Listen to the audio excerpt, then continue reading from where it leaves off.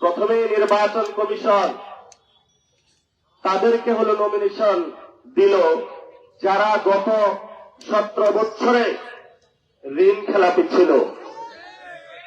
ঋণ খেলাপি মানে বুঝেন, আপনি ব্যাংকে গিয়ে টাকা রেখে এসেছেন, আপনার প্রিয় সন্তান ড্রামে করে ইতালি গিয়েছে, রওনা দিয়েছে 100 জন, 90 জন পথে মারা গিয়েছে, 10 জন ইতালির উপকূলে উপস্থিত হয়েছে, সেখানে সারাদিন কামলা দিয়ে বাপের কাছে কিছু টাকা পাঠিয়েছে, সেই টাকা হলো বাপ ব্যাংকে রেখেছে।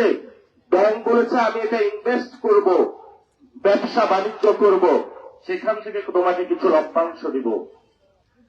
সেই টাকা ব্যাংক থেকে ব্যবসার নাম করে তারা নিয়ে গিয়ে সেই ব্যবসাও নেই, সেই ব্যক্তির নাম নেই, পরবর্তীতে সে হয়েছে ঋণ খেলাপি। সেই লোক হলো পার্লামেন্টে হলো আমাদের বন্ধু যারা দল বিএনপি তাদেরকে নমিনেশন দিয়েছে। এই প্রথমে আমরা ধাক্কাটা খাইলাম, যে যেই স্বপ্ন আবু সাইদ দেখেছিল সেই স্বপ্নের প্রথম ধাক্কা আমরা খাইলাম। দ্বিতীয় নাম্বার ধাক্কা, আমরা সবাই 2টা ভোট দিয়েছি।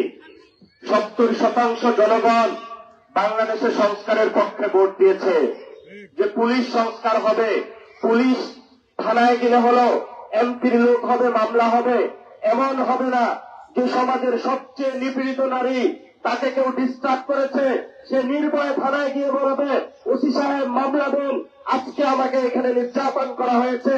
কেউ তাকে নির্যাতন করেছে, এমপির লোক নাকি কার লোক, সেটা না দেখে ওই নির্যাতিত মহিলার প্রথমেই সে মামলাটা নিবে।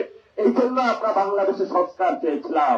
আপনার স্বপ্নগুলো আকাশ ছুবে প্রবাসীর হেলিকপ্টারের মাধ্যমে। বিয়ে, জন্মদিন অথবা যে কোনো বিশেষ প্রয়োজনে হেলিকপ্টার ভাড়া করতে যোগাযোগ করুন স্ক্রিনে দেয়া নাম্বারে। প্রবাসীর হেলিকপ্টার, নিরাপদ ও সাশ্রয়ী বাহনের বিশ্বস্ত নাম।